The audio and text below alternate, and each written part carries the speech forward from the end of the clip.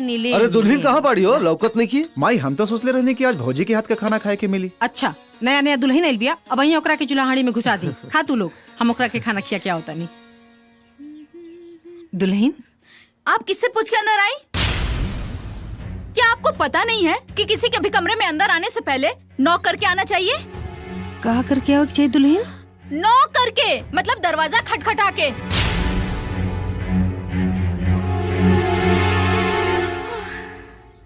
माफ करा दुल्हन, रोज आवे जाए का आदत रहल, यही से ना बुझाइल। आगे से दरवाजा खटखटा के आइब। खाना रख दीजिए, खा लूंगी।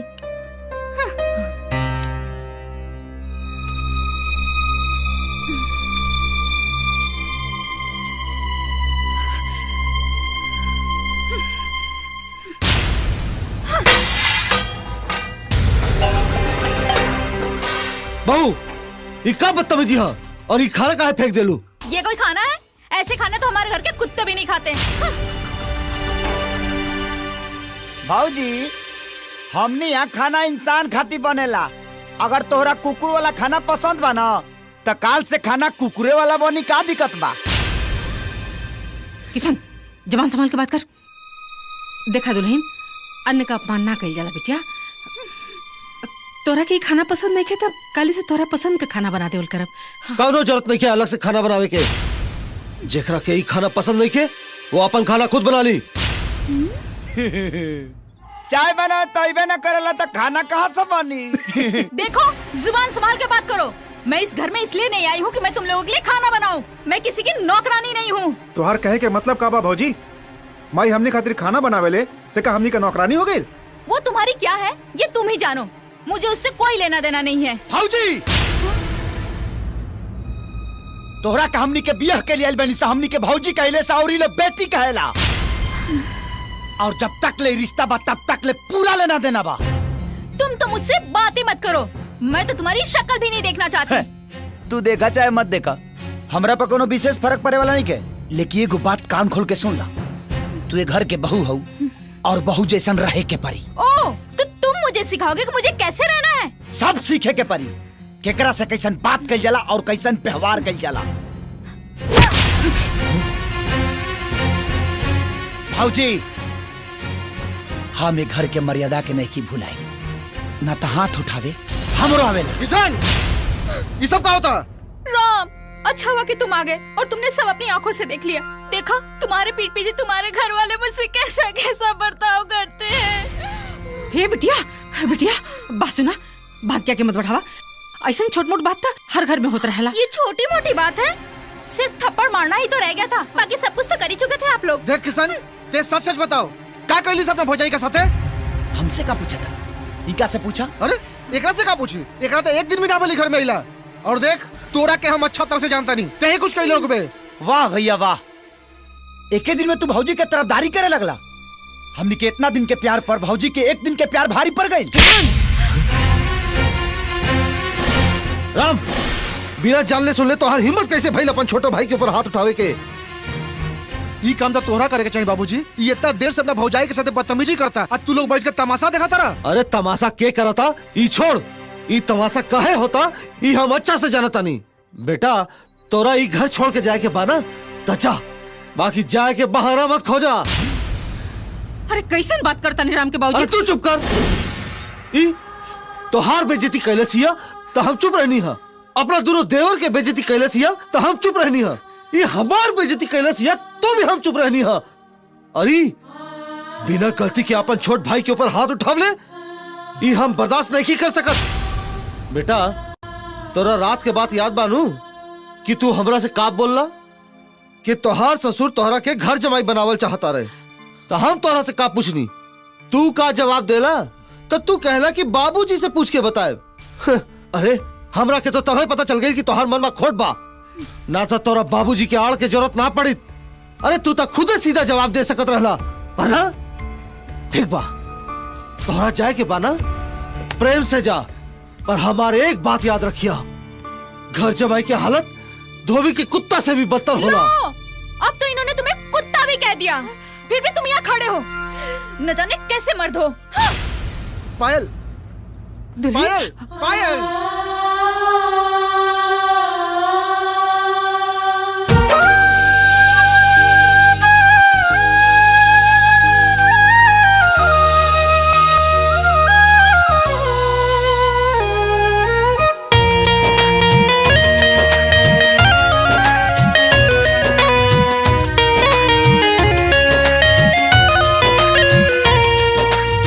बेटा जब से आन भइल घरे आइल मेहारी के बूझे लागल अखियां के पुतरी।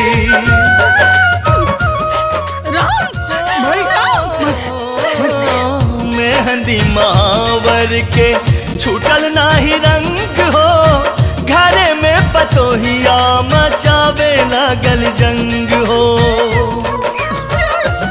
बेटा करेला गुलामी मेहरी से काप के, बेटा करेला गुलामी मेहरी से काप के। जन भुलैया ए भाई माई बाप के, जन भुलैया ए भाई माई बाप के।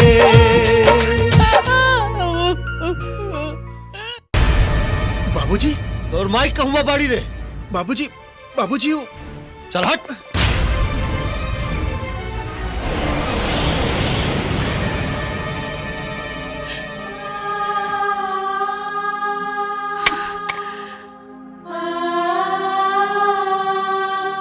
कलावती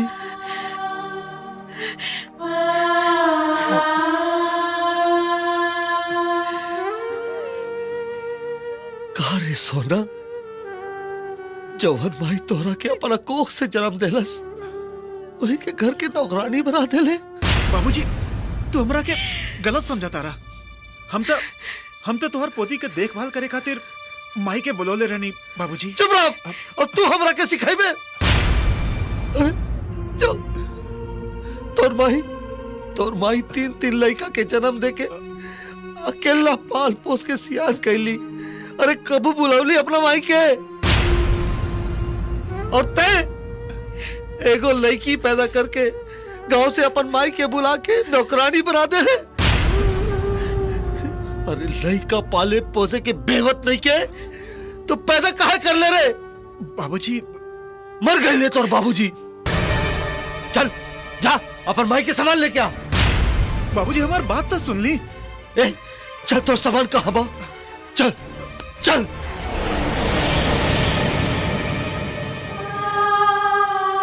बाबूजी अपन पोती के तो देख ली। चल हट रे।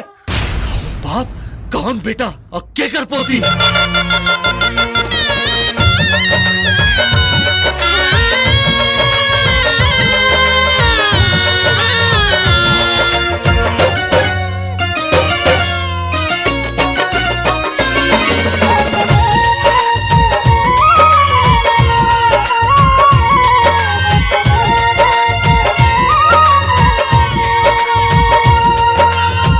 बेटा होला मूल धन, पोता पोत ब्याज हो। हर मजबूरी सब छूटत बाटे आज हो।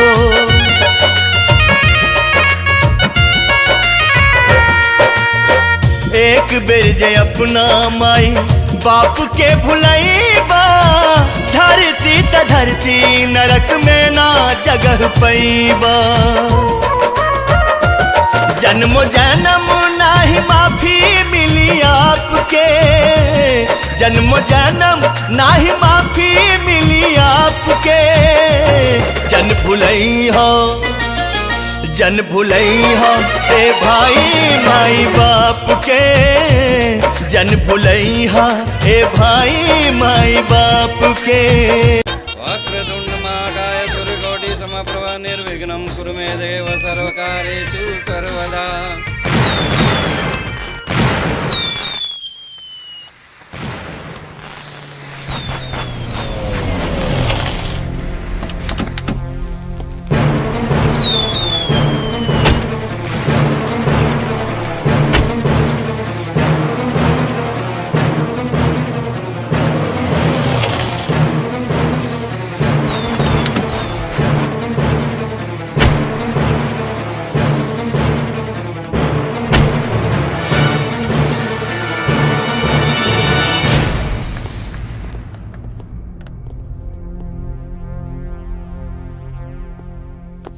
रुक जा लोग। अपना बाप की जिंदगी भर का कमाई तो ले लेला, अब का ले आइल बड़ा लोग।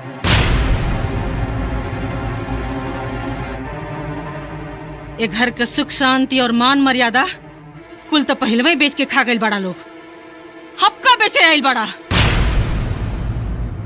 कहीं तू लोग हमनी पर तरस खा के तो नहीं ना आइल? तो एक बात कान खोल के सुन ला, हम अपना छोट सा परिवार में बहुत खुश बानी। इहो हो सकता कि तू लोग अपना गलती पर पछता के ये घर में वापस रहे खातिर आयल होकबा, फिर से झगड़ा करे खातिर आयल होकबा, अपना बाबूजी के दुख देके फिर से ये घर से वापस जाए खातिर आयल होकबा। तो जा, जोने गाड़ी में बैठ के आयल बड़ा लोग, जा वही गाड़ी में बैठ के यहाँ से चल जा।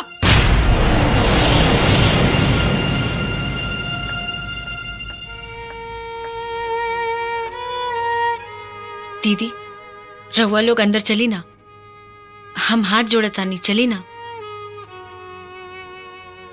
शायद रहुआ लोग माँ जी के बात से डरा तानी। माँ जी रहुआ लोग से नाराज नहीं की, अरे वो तो अपना बेटा लोग से नाराज बानी। उहाँ लोग के अंदर आवे से मना कैले बानी, रहुआ लोग के ना। अरे रहुआ लोग तो ये घर के बहू बानी, रहुआ लोग के पूरा अधिकार बा ये घर पर। रहुआ लोग के रोक सकता ये घर में अंदर आवे से?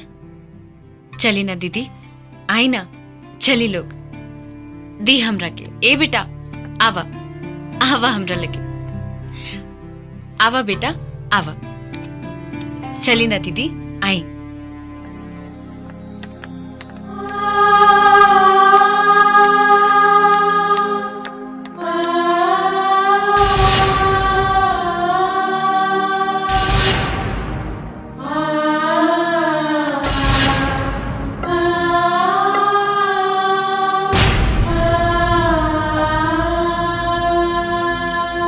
अब का तोहरा लोग इनके हाथ गोड़ जोड़ी तबे भीतर जाइबा। बाबूजी, हमने के माफ कर दी बाबूजी, हमने के माफ कर दी बाबूजी। हमने के एहसास हो गए कि माँ बाप के चरण में ही दुनिया के हर धाम और स्वर्ग बा। हाँ बाबूजी, हमने के बुझा गए कि अपना परिवार से बढ़ के दुनिया में कोनो सुख ना होला बाबूजी। हमने के माफ कर दी बाबूजी, माफ कर दी। अरे किशन के माई, पूजा पाठ के तैयारी करा, हम लेकिन खातिर पड़ाका लेके आवता नहीं। काम आई लाउड स्पीकर में चिल्लाई तब तोरा सुनाई? हाँ, छोटकी के चाय देवे गए रहने।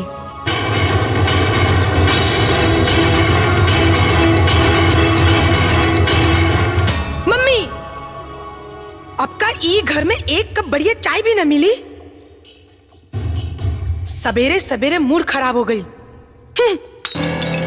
देख ले, तोरा से को काम ढंग से नहीं होत। हम फिर से बना देता नहीं।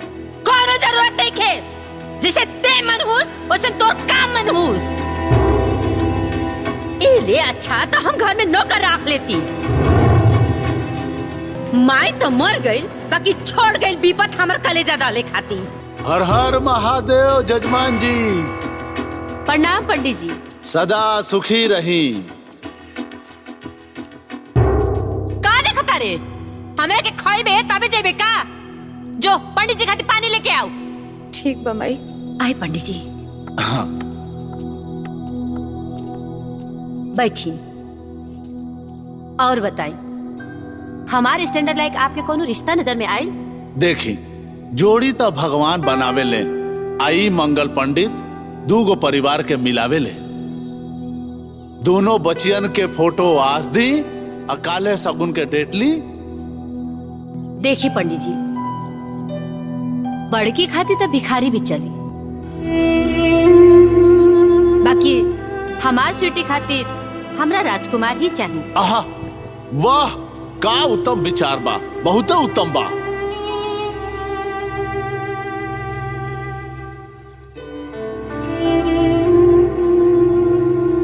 पानी। का देखा तेरे मुंह?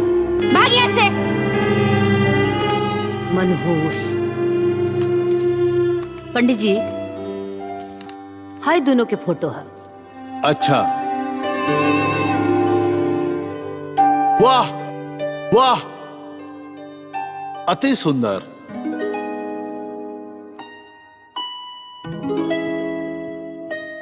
देखी तेज बाबू, यह दोनों बहनन के फोटो है।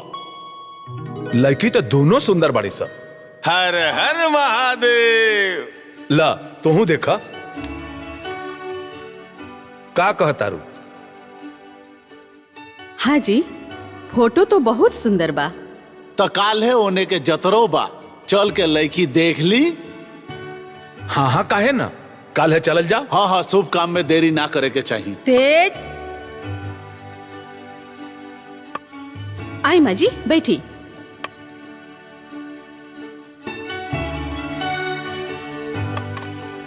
पंडित जी अब अहियो एक घर के मलिकाइन हम ही होई, आ जब तक हम फैसला ना करब नु तब तक कुछ फाइनल ना हुई, हम बता देतनी। अरे ना ना मतवा, जब आप फाइनल करब तबे बियाह होई। हाँ ली माँ जी फोटो देखी।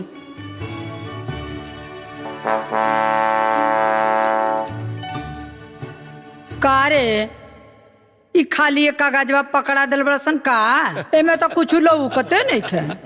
दादी पहले चश्मा तो लगा ली। अरे हाँ रे, का कहीं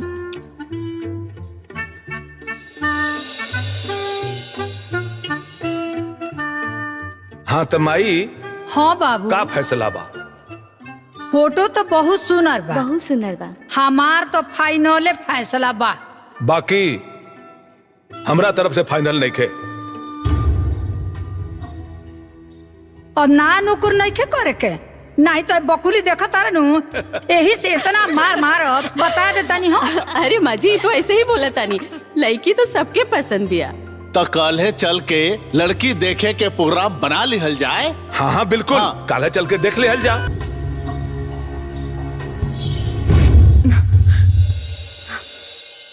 पंडित जी ई के है? यह ही है बड़की बेटी ना। जियत रहा बिटिया, खुश रहा।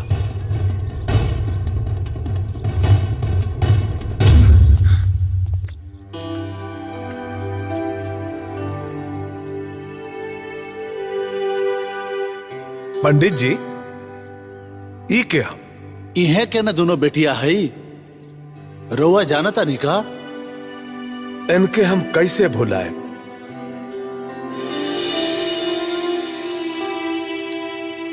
इनके ता हमरा पे बहुत एहसान बा। अरे पंडित जी आई आई आई आई बैठी। यहाँ के हैं तेज बाबू, प्रणाम। प्रणाम। जिला के नामी ठेकेदार। मान सम्मान धन दौलत में बराबर के पलड़ा। एक परिवार बा टाटा तो दोसर परिवार बा बिड़ला। हर हर महादेव। आदू परिवार के मेल तो भगवाने के खेल से होला।